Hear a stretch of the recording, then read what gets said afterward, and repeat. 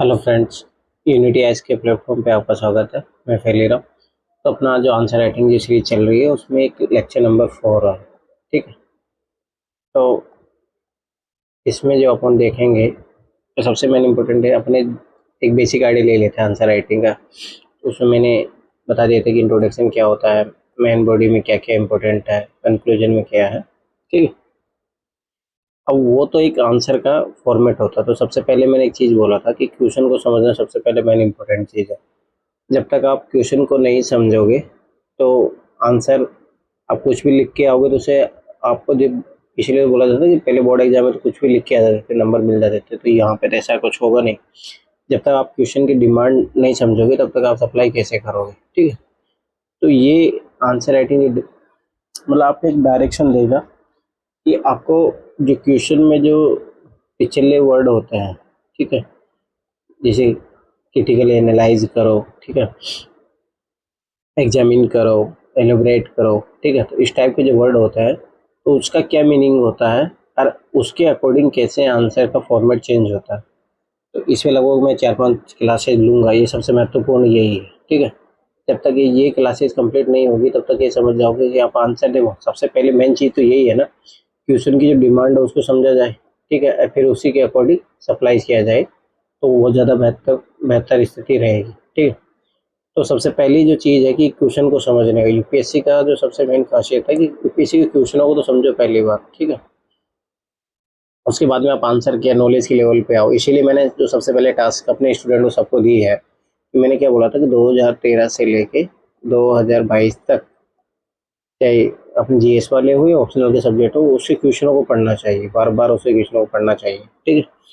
तो वो जो पिछले जो वर्ड्स होते हैं उसका एक मीनिंग होता है और यूपीएससी उसी शब्दों के साथ क्वेश्चन को टफ और इजी बना देता है। ठीक है।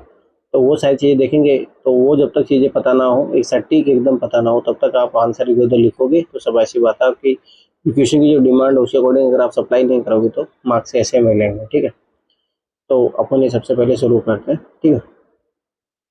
आप सबसे पहला जो है, इसमें मैं 4-5 क्लास ले लूँगा तो कोई दिक्कत नहीं है। ठीक है। अपन आराम से करेंगे इसको अच्छे तरीके से। अब देखो, अब जैसे मान लो कि भारत में मान लो क्वेश्चन है कि इंडिया में जो आंतरिक विद्रोह के जो कारण है उस पर चर्चा कीजिए आप कि वो कौन से कारण है जो इंटरनल जो डिस्टरबेंस है उसको बढ़ावा देते हैं। ठीक है। इस पर चर्चा करो। अब ये डिस्कस करना या चर्चा करना जो भी है, ठीक है। अब इस पे अपन एक सोचो कि डिबेट का टॉपिक है। जैसे मान लो कि अगर आपने किसी, जैसे मैं एनआईटी से पढ़ा हूँ तो वहाँ पे क्या होता था कि जब भी कोई कंपनी आती थी तो वो क्या करती थी ना कि बच्चों को एक टॉपिक देती थी। ठीक है। जैसे मान लो कि बेरोजगारी पर टॉपिक दे दिए। ठीक है। अब अब क्या होता था कि उसमें मान लो कि 5 स्टूडेंट बैठे हैं। ठीक है। ध्यान से समझना तो इस क्वेश्चन को आप समझ जाओगे। 5 स्टूडेंट बैठे हैं। अभी डिबेट है, मान लो अनएम्प्लॉयमेंट का एक कोई टॉपिक दे दिया, अब इस पर डिबेट करो आप। अब क्या होगा कि इसमें ये भी सिचुएशन दे दिया जाए कि आपको एक स्टैंड बना के रखना है। ठीक है। ये तो आप इसके फेवर मान लो कि 6 लोग मान लो। ठीक है। तो ठीक है, 3, तो 3 लोग इसके पक्ष में आर्गूमेंट देंगे। ठीक है। और 3 जो रहेंगे उसके अपोज में जाके आर्गूमेंट देंगे। ठीक है। अब स्वाभाविक सी बात है कि आपको एविडेंस के साथ देना है। ठीक है। ऐसा नहीं है कि कुछ भी आप बोल रहे हो। ठीक है। तो ये सारी चीज़ें इंपॉर्टेंट होती है डिस्कस में। आपको सारी चीज़ें चर्चा कर रहे हो, पहले तो आप उस चीज़ को अच्छे से बताना पड़ेगा अनएम्प्लॉयमेंट क्या होता है।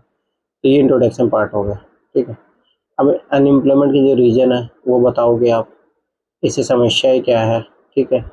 फिर इसके समाधान क्या हो सकते हैं। तो इस तरीके से मतलब अच्छे तरीके से आप उसके बारे में डिस्कस करोगे अच्छे तरीके से। ठीक है।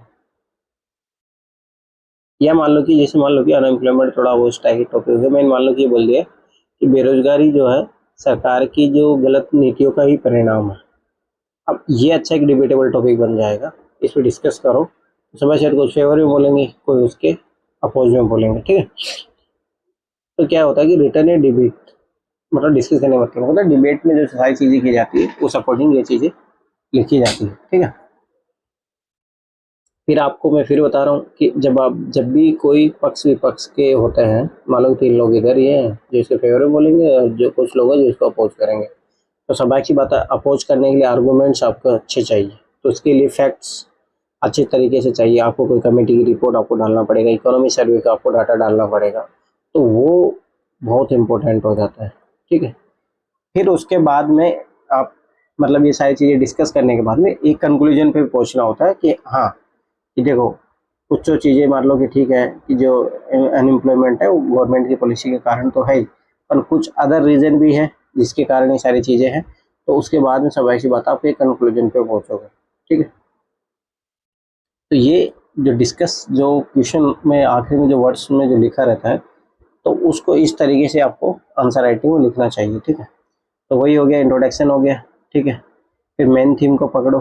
ठीक है, उसकी सराउंडिंग पॉइंट आप कलेक्ट करो, फिर कंक्लूजन तक आप पहुंचो। ठीक है, तो इस तरीके से आपको मतलब जो डिस्कस वर्ड के क्वेश्चन के पीछे दिया होता है चर्चा कीजिए। ठीक है, हिंदी में मान लो कि चर्चा कीजिए। ठीक है, वह हिंदी वाला भी अपन लेंगे, कल सेशन लेने में कोई दिक्कत नहीं है। ठीक है, इसमें कोई इशू नहीं। तो समझ में आया, तो डिस्कस वर्ड है, इसको साथ इस तरीके से इसको समझा जाता है। इस तरीके से देखो इस क्वेश्चन की जो डिमांड अब ये है, तो सप्लाई अपने को इस अकॉर्डिंग करनी पड़ेगी। चीज याद रखना, हर बार इससे रिलेटेड क्वेश्चन आ ही जाता है। ठीक है, अब बात आती है कमेंट करें। ठीक है, जैसे मान लो कि कोई भी क्वेश्चन बना दिया है कि क्या भारत को आज़ादी गांधी के कारण मिली है, कमेंट करें। ठीक है, अब टिप्पणी करो। अब जैसे मान लो कि किसी के पर्सनैलिटी के बारे में आपको टिप्पणी करने को दिया जा रहा है। ठीक है, तो जब भी आप कमेंट करोगे तो वैसा वैसी बात है कि इलॉजिकली तो कुछ करोगे नहीं, आप लॉजिक सेंस से बताओगे। या जैसे मान लो कि ये क्वेश्चन बार बार उठता रहता है कि क्या भारत को आज़ादी अगर मान लो महात्मा गांधी की जगह अगर मान लो सुभाष चंद्र बोस लीड करते, तो क्या आपको लगता है कि जो आज़ादी है वो बहुत समय पहले मिल ली गई होती, ये क्या होता? इस पर आप कमेंट करो। तो स्वाभाविक सी बात है कि आपके जो ओपिनियन होने चाहिए वो द लॉजिक होनी चाहिए, और उसको कुछ ऐसे नहीं तो है नहीं कि नहीं। जैसे मान लो कि भाई 1971 में जाके वो शायद उस टाइम अटेंड करते हैं। ठीक है, गांधी को ज्वाइन करते हैं वो। अगर नहीं ये बोले कि नहीं 1922 में आज़ादी मिल जाती भारत को अगर गांधी लीड नहीं करते सुभाष चंद्र बोस को, ऐसा तो पॉसिबल नहीं है। तो मतलब लॉजिक होना चाहिए, उसको कुछ रिलेवेंस होना चाहिए, एविडेंस होना चाहिए आपको। तो वो सारी चीज़ें बहुत इंपॉर्टेंट है जब भी आप कमेंट करो। ऐसे नहीं विदाउट कोई लॉजिक आप कमेंट नहीं करोगे, मतलब क्वेश्चन की डिमांड के अकॉर्डिंग आपको लॉजिकली सारी चीज़ें रखनी पड़ेगी। अब देखो ये चीज़ें बहुत इंपॉर्टेंट है, विद द लॉजिक आपको रखना पड़ेगा। ठीक है, रिलेवेंस उसका क्या है, आप जो बता रहे हो उसका क्या इंपॉर्टेंस है, या फालतू की ऐसे बातें करें, अरे एविडेंस होना चाहिए, ऐसा नहीं है। तो वही मैं बता रहा हूँ, एविडेंस के लिए आप गवर्नमेंट का डाटा दोगे किसी चीज़ के लिए, इकोनॉमी सर्वे का डाटा दोगे। ठीक है, बहुत सारी कमिटीज़ है उसके बारे में बताओगे, एसडीजी गोल हो गए। ठीक है, तो ये सारी चीज़ें इंपॉर्टेंट है, तो इसीलिए बता रहा हूँ कि आपको इस तरीके से आंसर लिखना। अपन अब देखो क्या होता है, नॉर्मली बच्चे क्या होता है कि कुछ भी लिख के आ जाते हैं, क्वेश्चन की डिमांड कुछ और थी, कुछ भी लिख रहे हैं, और फिर वो सोचते हैं कि नहीं हम तो भाई हमें 10 में से 5 नंबर क्यों नहीं मिले। ठीक है, तो मेरे कहने का मतलब ये है कि जब तक आप ये चीज़ नहीं समझोगे कि भाई वो क्वेश्चन में क्या डिमांड कर रहा है आपसे, तब तक आप अगर कुछ भी लिख के आ रहे हो तो नंबर नहीं मिलेंगे। ठीक है, एक चीज़ याद रखना, जब भी कमेंट करने के बारे में आए तो रिलेट करो उस एस्पेक्ट को। ठीक है, और करंट अफेयर से आप इन चीज़ों से एग्जांपल दे सकते हो। ठीक है, और आप जस्टिफाई करो जो आपने जो चीज़ें लेके चल रहे हो उसको जस्टिफाई करो। कि ये जस्टिफाई जब भी करना चाहोगे तो सब ऐसी बात है, आपको डाटा फैक्ट इन चीज़ों की बहुत ज़रूरत पड़ेगी। ठीक है, तो वो बहुत एग्जाम्पल की आपको बहुत ज़रूरत पड़ेगी। तो ये चीज़ याद रखना कि कमेंट जब भी वर्ड में लिखा रहता है तो ये सारी चीज़ें आपके माइंड में चलती रहनी चाहिए।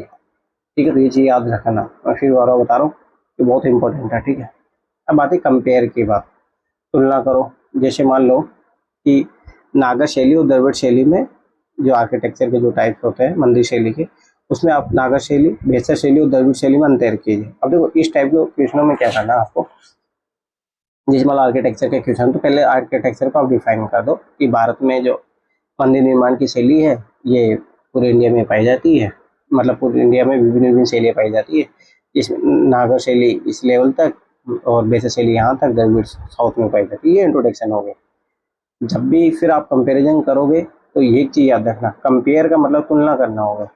अब तुलना करने का मतलब ये नहीं होता है, देखो वो एक अंतर एक अलग है। कंपेयर करने का मतलब ये होता है कि आपको कुछ उसमें सिमिलरिटीज भी रहेगी, समानता भी रहेगी, ठीक है, और कुछ उसमें डिफरेंसेस भी रहेंगे, अंतर भी रहेंगे, ठीक है। तो ये दोनों बतानी पड़ेगी, ठीक है। और दूसरी बात है, इसको टेबल फॉर्मेट में लिखो तो बहुत ज़्यादा बेहतर रहेगा, ठीक है। जैसे मान लो ये नागा शैली है, ठीक है, ये वैसा शैली है, ठीक है, और ये द्रविड़ शैली है, ठीक है। फिर उसके बाद में यहाँ पे सबसे बेस्ट आप विषय वस्तु लिखो, किस विषय वस्तु के संदर्भ में आप उन दोनों में वो कर रहे हो, डिफरेंस कर रहे हो, ये समानताएं बता रहे हो आप, जो भी है, ठीक है। तो भाई समानता तो सर जैसे मान लो कि भाई सब मंदिर निर्माण की शैली है, ठीक है, और डिफरेंस क्या रहेगा, डिफरेंस भाई उसमें मतलब कहने मतलब कि अभी मैं आपको कोई क्वेश्चन सॉल्व कर रहा हूँ, मेरे कहने मतलब जब कंपेयर करने का है तो किस तरीके से लिखो। पर दूसरी बात, इंपॉर्टेंट पार्ट्स ही आपको लिखना है, अब हर कुछ नहीं, उसमें नहीं फालतू डिटेल में जाओ, टू द पॉइंट आप 5 ही पॉइंट लिखो, वो अच्छे से लिखने होने चाहिए, बस इंपॉर्टेंट पॉइंट होने चाहिए और आपका आंसर कंप्लीट हो जाएगा, ठीक है। तो ये याद रखना, जब भी कंपेयर वाला पूछे तो ये सारी चीज़ होनी चाहिए, ठीक है। तो मैं फिर बार बता रहा हूँ कि ये बहुत इंपॉर्टेंट है, एक एक वर्ड को समझो ध्यान से, तो ये बहुत आपकी हेल्प करेंगे, ठीक है, आंसर राइटिंग में। और ख़ास तौर से चाहे जीएस के आंसर हो गए, चाहे ऑप्शनल के आंसर हो गए, ठीक है। अब बात आती है एसएच। जैसे मान लो एसएच बोला जा रहा है कि इस क्वेश्चन में एसएच बाय द कॉन्स्टिट्यूशन, ये सारी चीज़ें, तो वो सारी चीज़ें मतलब कि ऐसे रिलेट रहता है, क्वेश्चन में पूछता हो, ठीक है। मैं फिर बता रहा हूँ कि अब वही 2013 से लेके 2022 तक आप क्वेश्चन देखोगे तो स्वाभाविक सी बातों आपको पता लगेगा वो किस किस एंगल से पूछ रहा है, हर बार एक नए नए वर्ड यूज कर रहा है, तो उसका मीनिंग समझने का प्रयास करो कि उसका क्या इंपॉर्टेंस है, ठीक है। तो इसका मतलब होता है कि आपको क्या करेगा, जब भी आप डिफेंड करोगे तो आपको भाई रिसर्च करना पड़ेगा, ठीक है, और आपको एक counter argument, flaws and counter argument आपको करना पड़ेगा, तो अपने आप को बचाव करना पड़ेगा, ठीक है। और conclude with the agreement. Agree मतलब कि स्वाभाविक बात है, ओरिजिनल क्या चीज़ है। मान लो कि उसने बोल दिया कि सत्य हमेशा हार जाता है, क्या आप इस चीज़ से एग्री करते हो, ठीक है। अब स्वाभाविक सी बात है कि ये तो गलत चीज़ है, सत्य हमेशा तो नहीं हारता है, तो आप उसको डिफेंड करोगे, अब भाई रिसर्च करोगे, आपको कुछ एग्जाम्पल देने पड़ेंगे, फैक्ट्स आपको देने पड़ेंगे, ठीक है, उसे काउंटर आर्गूमेंट भी आपको देने पड़ेंगे, ठीक है। तो ये ऐसे के लिए भी मेरे अनुसार शायद ये चीज़ें बढ़िया है, ऐसे भी इस फॉर्मेट में लिखे जाते हैं, ठीक है। फिर आप जब कंक्लूड करोगे तो विद कुछ ओरिजिनली जो चीज़ें रहेगी वो आप बताओगे, क्या नहीं रियलिटी में ऐसा है कि सत्य को ऐसा प्राइज हो सकता है कुछ टाइम के लिए वो छिप जाए, ये सारी चीज़ें हो जाए, परंतु तो ऐसा नहीं है, सत्य तो फिर एक दिन वापस से जरूर आता है, ठीक है। तो मेरा कहना मतलब कि इस तरीके से आपको ट्यूशन की तरफ आगे बढ़ना है, ठीक है। तो ये चीज़ याद रखना है। अब बात आती है डिस्क्राइब करो, इस टाइप के क्वेश्चन तो आपने खूब देखे हुए, डिस्क्राइब करो। मान लो कि जो भी मान लो क्वेश्चन जैसे डिस्क्राइब करो कि भारतीय जो लोकतांत्रिक सिस्टम प्रणाली है वो अन्य देशों से कंपेयर में बहुत अच्छा रहा है, अब डिस्क्राइब करना है। अब देखो ये जो कुछ कुछ डिस्क्राइब करना है या डिस्कस करना है, कुछ कुछ सिमिलरिटीज है इन दोनों में, ठीक है, डिस्क्राइब करना, ठीक है। Why and how aspect, right order and flow, बस डिस्क्राइब करना, बस ये चीज़ याद रखना कि वो संतुलित वैसे आगे बढ़े चीज़ें, ठीक है। ऐसा नहीं कि जैसे मान लो कि सीक्वेंस ऑर्डर है, आप ऐसे 2 पहले ला दिए, 3 पहले ला दिए, फिर 1 आ रहे, फिर 4 आ रहा है, ऐसे नहीं होना चाहिए। राइट ऑर्डर होना चाहिए, फ्लो होना चाहिए आपके आंसर में, ठीक है। तो ये चीज़ याद रखना, तो ये चीज़ बहुत इंपॉर्टेंट है, ठीक है। और कैसे है, कैसे क्या हुआ, वो सब डिस्क्राइब आपको मतलब समझ आएगा ना, तो आपको अच्छे तरीके से उसको डिस्क्राइब करना। अब बात आती है एक्सप्लेन करो, ये भी क्वेश्चन में बहुत बार पूछा जाता है, एक्सप्लेन करो। जैसे मान लो कोई टर्मिनोलॉजी दे दी तो अब इसके बारे में बताओ आप, ठीक है, एक्सप्लेन। अब जब भी आप एक्सप्लेन, कोई स्टेटमेंट बेस्ड क्वेश्चन जो आते हैं उसमें ऐसा ही आता है, एक्सप्लेन करो आप, ठीक है। अब एक्सप्लेन जब भी कर रहा, आप जब भी देखो वो कुछ भी दे रहा है, आप ये चीज मान लो कि दो, सत्य हमेशा परेशान होता है, ठीक है, ये बहुत अच्छा कोट्स भी है, सत्य हमेशा परेशान होता है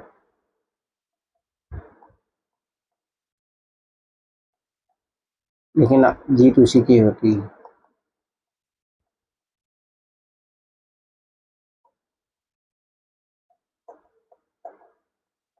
ठीक है। अब ध्यान से देखना, एक्सप्लेन करना आपको बस इस टाइप की थिक्स में, जो इस टाइप की क्वेश्चन आते हैं ना, वहाँ पे बहुत इसका इंपॉर्टेंट रोल रहता है, ठीक है। तो अब ये स्टेटमेंट है, अब आपको इसको क्रिटिसाइज नहीं करना, ऐसे नहीं यार ये नहीं सत्य तो हार ही जाता है, ये तो सब फालतू की बात है, ये वो नहीं, आप क्रिटिसाइज नहीं करोगे, यहाँ पे एक्सप्लेन करने को बोला, आप इसको एक्सप्लेन करो, बस आपके एग्जाम्पल दो आप इसके लिए, ठीक है, एक चीज याद रखना, यही बहुत सबसे इंपॉर्टेंट है। एक्सप्लेन करो स्टेटमेंट को, जो भी इशू है जो या कुछ भी वो पूछ रहा है। Do not right criticism, criticism नहीं करना, फिर मैं बार बार बता रहा हूँ, ये चीज याद रखना। क्रिटिसाइज नहीं करना अपने को, ठीक है, ये चीज याद रखना। टू ए लेमन, ठीक है, तो ये चीज याद रखना। आपको जो है वो उसके बारे में बताना, बस सीधी सी बात। एक्सप्लेन करने का मतलब आपसे वो पूछ ही नहीं रहा है सही है गलत, तो एक्सप्लेन करो बस। ये जो वर्ड, ये जो लाइन, इसको एक्सप्लेन कर दो, खत्म बात।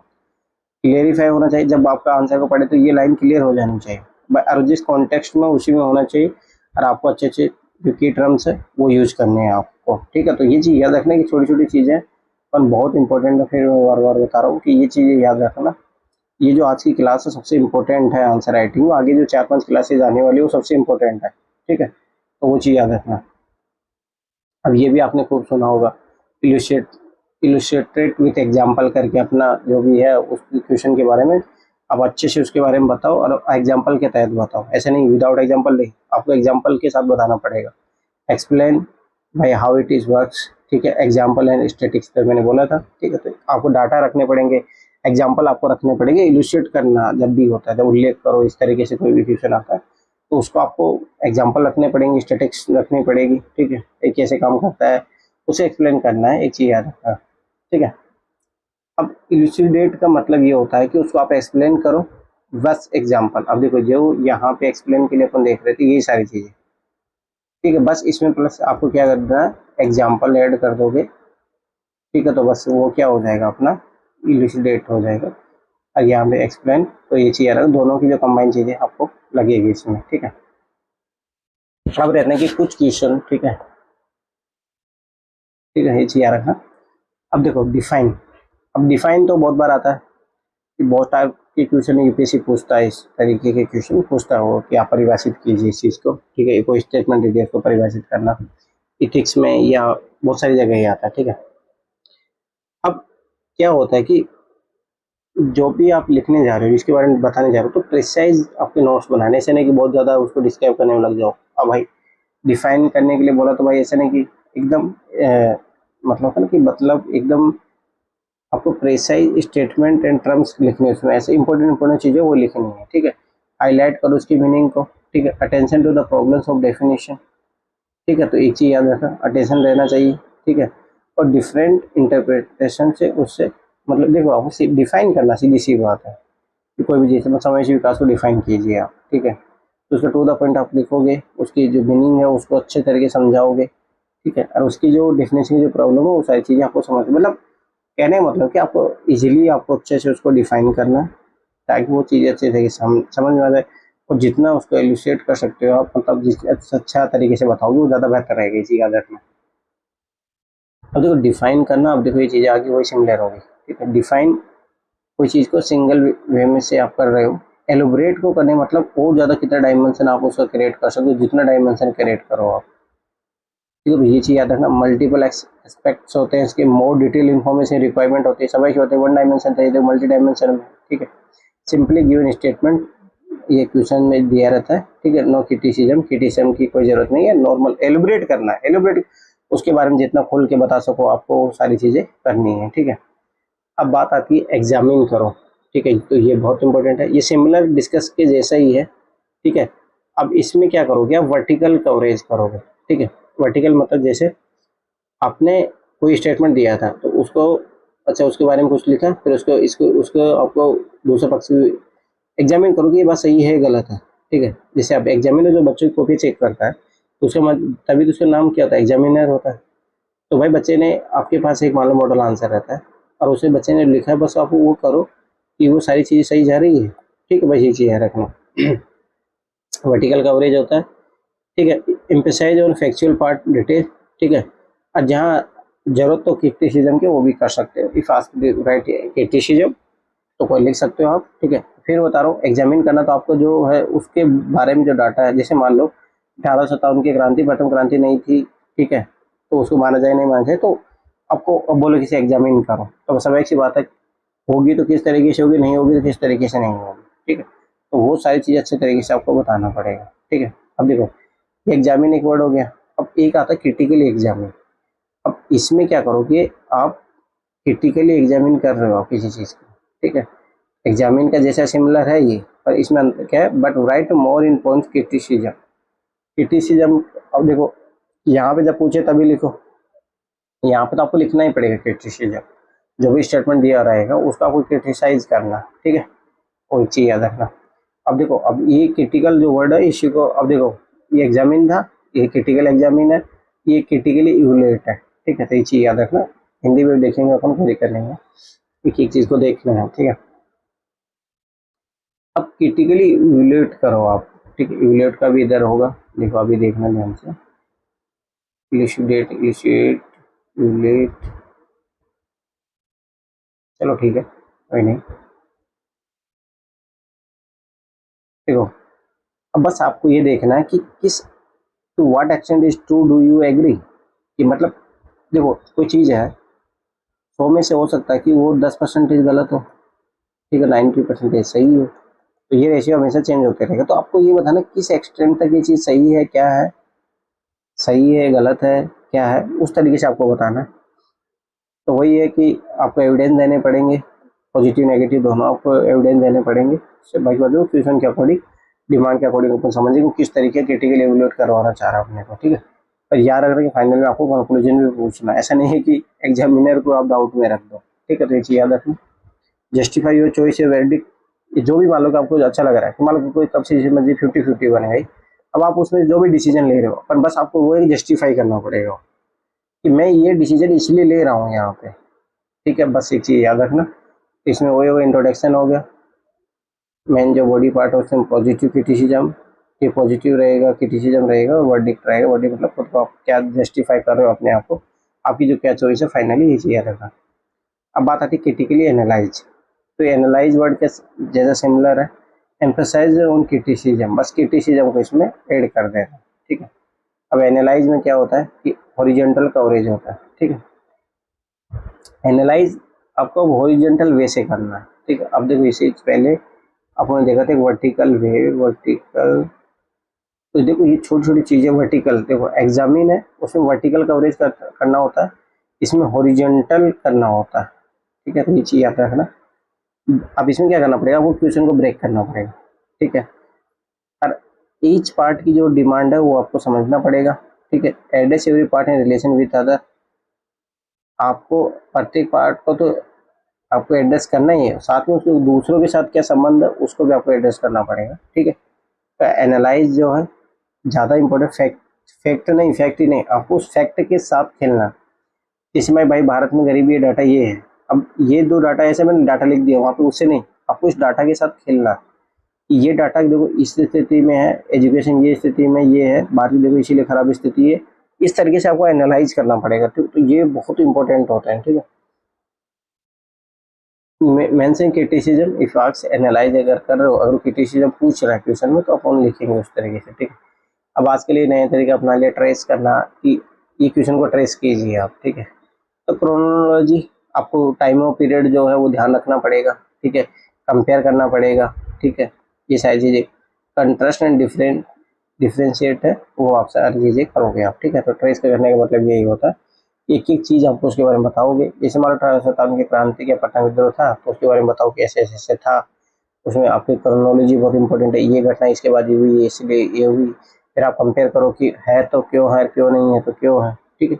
तो ये सारी चीज़ें जब आप करोगे तो ट्रेस करने मतलब होता है सारी चीज़ों को एकदम अच्छे से निकाल लो आप उस क्वेश्चन की आप ऊपर जो जरूरत अपने को। कॉन्ट्रास्ट, विरोधाभासी स्थिति जैसा वाला ही है, डिस्टिंग्विश बिटवीन विचर वही हो गया कि विरोधाभासी स्थिति क्या, तो अब जो फीचर्स है उसमें क्या विभेद हो सकता है वो सारी चीज़ें करेंगे। डिफरेंस एंड सिग्निफिकेंस, डिफरेंस मतलब अंतर भी, और इसका क्या महत्व है वो सारी चीज़ें, ये चीज़ याद रखना, ठीक है। गिव एन अकाउंट ऑफ, आपको क्या करना है कि जब इस टाइप के वर्ड्स पूछ ले आपको गिव एन अकाउंट ऑफ, तो डिटेल क्या करना है, डिस्क्रिप्शन व्हाट एंड व्हाई, क्यों और ऐसा क्यों करना है आपको, ठीक है। तो व्हाट एक्सटेंट आज के लिए पूछ रहा है तो मतलब यूपीएससी शब्दों के साथ ही खिलाफ है, फिर भी बता रहा हूँ ये बहुत जरूरी, इसलिए मैं बोल रहा हूँ कि 2013 से 2022 वाले पेपर एकदम रटे हुए होने चाहिए, आपको एक पता। तो इसमें क्या करेगा आपको क्या करना है कि असेसमेंट करना है और एविडेंस आपको देना पड़ेगा, ठीक है। आपको मूल्यांकन करना पड़ेगा कि ये कहाँ तक ये जो दिया हुआ है ये सही है, और वो जब सही है तो उसको एविडेंस देना पड़ेगा, आपको फैक्ट्स आपको डालना पड़ेंगे, ठीक है। अल्टरनेटिव आपको एग्जांपल देने पड़ेंगे, ठीक है। तो एक चीज़ याद रखना, व्हाट एक्सटेंट पूछ रहा है तो वो आपको उस पक्ष तक जहाँ तक आप जाना चाह रहे हैं उस तक वो सारी चीज़ें आपको असाइनमेंट करना पड़ेगा, एविडेंस देना पड़ेगा, अल्टरनेटिव एक्सप्लेनेशन देना पड़ेगा, ठीक है। तो एक चीज़ याद रखना कि अगले बार क्वेश्चन की जो, अब देखो ये जो चीज़ें अपन कर रहे हैं कि क्वेश्चन के पीछे जो आखिरी जो वर्ड्स लिखे रहते हैं उसका क्या मतलब है, जस्टिफाई करना। अब जैसे आप अपने आप को जस्टिफाई करो, आपके ऊपर का ब्लेम लगा तो आप बताओगे, देखो मान लो कि आपको लगा आपने चोरी की है तो आप क्या बताओगे कि नहीं देखो मैं इस टाइम में यहाँ पे था जब चोरी हुई है, इस टाइम हुई, ठीक है, तो मेरे को कोई रिलेशन नहीं है, ठीक है।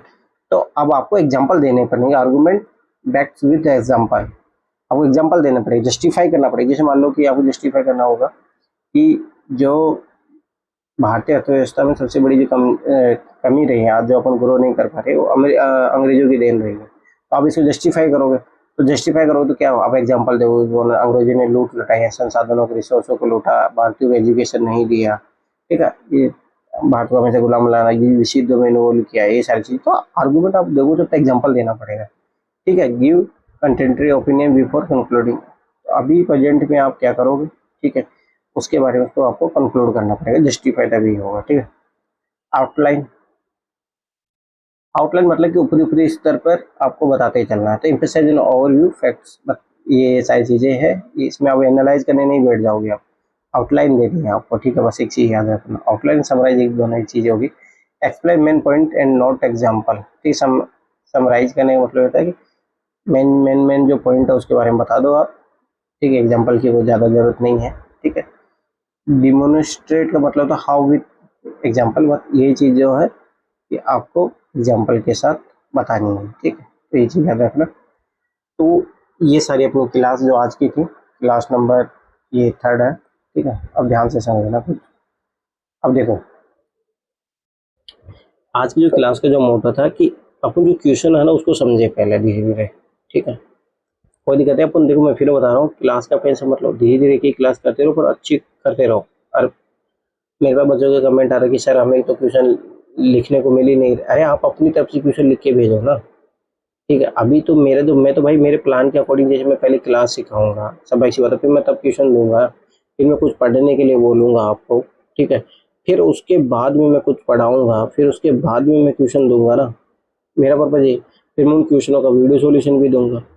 तो भाई मैं तो इस स्टेप बाय स्टेप जो तरीका है उससे बढ़ूंगा, मैंने ऐसे बना तो नहीं किया आपको, मैंने बोला कि पहले दिन से कि आप ट्यूशन 2 पर डे आप लिख के भेज सकते हो, मैंने कहा मना किया आपको, ठीक है। पर हाँ मैं उनकी वीडियो सॉल्यूशन नहीं दूंगा, कॉपी चेक करूंगा, कॉपी चेक करके आपको मार्क्स मिल जाएंगे, ये सारी चीज़ें। और मैं चाहता हूँ कि अभी मैं तो भाई जो सिखाने की, देखो मैं सिखाने के लिए यहाँ पे हूँ, तो मैं तो स्टेप बाय स्टेप, भाई फर्स्ट स्टेप ये है, सेकंड ये है, थर्ड ये है, फोर्थ ये है, फिफ्थ ये है, तो फिर मैं शुरू करूँगा ना ये सारी चीज़ें। अब तुम बोलोगे नहीं सर ये क्लास, एक बच्चे कमेंट आया कि सर आप तो कुछ ट्यूशन दे ही नहीं रहे हो हमको, अरे भाई अभी क्लासेस चल रही है और मेरा पैटर्न, देखो फिर मैं बता रहा हूँ, आप लोग क्या होता है ना, अब ये क्लासेस की तरफ तो आप ध्यान दे ही नहीं रहे, अब आप हो कि बस लिखना चाह रहे हो, भाई लिखने से सही चीज़ होती है पहले उसको, फिर मैं तो आज जो ट्यूशन रही भाई, ट्यूशन की डिमांड ही नहीं आप समझ पा रहे हो, तो सप्लाई क्या करोगे, कुछ भी लिख रहे हो तो नंबर से ही मिलेंगे, उससे मैं पक्का बता रहा हूँ। जब तक ये क्वेश्चन का ये वर्ड्स ये कम से कम भी 4 से 5 क्लासेज मैं लूँगा इस पे, ये जो सारी चीज़ सबसे मेन इंपॉर्टेंट चीज़ यही है कि पिछले वर्ड्स होते हैं उसको समझना, जैसे आज अपने कुछ कुछ वर्डों को समझने का प्रेशर है, मैं इसको और डिटेल में आगे क्लासेज में लाऊंगा कि एक वर्ड को अच्छे तरीके से समझेंगे अपन, ताकि जब आप क्वेश्चन को समझ जाओगे तो समय से तो उत्तर आराम से लिख लोगे, कंटेंट एक दिन आ जाएगा आपके पास, वो आराम से हो जाएगा। मैं बता दूंगा ये इंट्रोडक्शन है, फटाफट से इसको इंट्रोडक्शन जो है पता हो गया, मेन बॉडी में। अब देखो जब ये सारी चीज़ें अपन सीख लेंगे, अच्छा ये इस तरीके से क्रिटिकल एनालाइज करना, तो अपन कुछ चीज़ें पॉजिटिव लिखेंगे, कुछ चीज़ें नेगेटिव लिखेंगे। आज जब मान लो कि आपको पता ही नहीं है क्रिटिकल एनालाइज का क्या मतलब होता है, और आप कुछ भी लिख रहे हो तो क्या ही मतलब है, मैं उधर नंबर ही नहीं दूंगा, सीधी सी बात है। तो मेरा कहने का मतलब कि इन क्लासेस को भाई आप ऐसे मत लो, आंसर राइटिंग में फिर बता रहा हूँ वो मेरा काम है, आप अभी आंसर राइटिंग लिखो कोई दिक्कत नहीं, मैं मना से लिख रहा हूँ, मैं कॉपी चेक करूंगा, वो मेरा काम है। आप अभी आंसर लिखो, खुद से कहीं से भी क्वेश्चन लिखो, लास्ट पेपर से लिखो, कहीं से भी आपको टेस्ट सीरीज से जो भी है आपको लगे, मैं उसको चेक कर दूंगा, नंबर में दे दूंगा, ठीक है। आप बता दें कितने वर्ड का क्या है, 250 वर्ड का है, 150 वर्ड का है, कैसे है वो मैं नंबर दे दूंगा उस अकॉर्डिंग, ठीक है। और फिर बता रहा हूँ, अभी आप स्टार्टिंग देख देख के लिखो तो ज़्यादा बेहतर रहेगा। वो बीच बीच में टेस्ट लेकर आऊँगा रेंडम के लिए, आपको वो मेरे पे निर्भर छोड़िए, ठीक है। तो थैंक्स फॉर वॉचिंग, फिर कल मिलते हैं कोई नई क्लास के साथ, ठीक है। अभी बता रहा हूँ, क्लास में चाहता हूँ क्लास से ज़्यादा ज़्यादा बर्डन रहे, आप लोग ज़्यादा ज़्यादा खुद पढ़ो। मैं तो क्या क्लास एकदम लेके पढ़ा के दूंगा, उससे क्या होगा फायदा, ठीक है। तो वो चीज़ याद रखना, फिर मेरे को कुछ कुछ काम करने होते हैं वो मैं करके ही फिर क्लास लेता हूँ। ऐसे नहीं कि मैं क्लास ले लिया मेरा वो नहीं, आप लोग कुछ सीखो ही ज़्यादा महत्वपूर्ण है, ठीक है। तो थैंक्स फॉर वॉचिंग, फिर मिलते हैं कल नेक्स्ट क्लास में।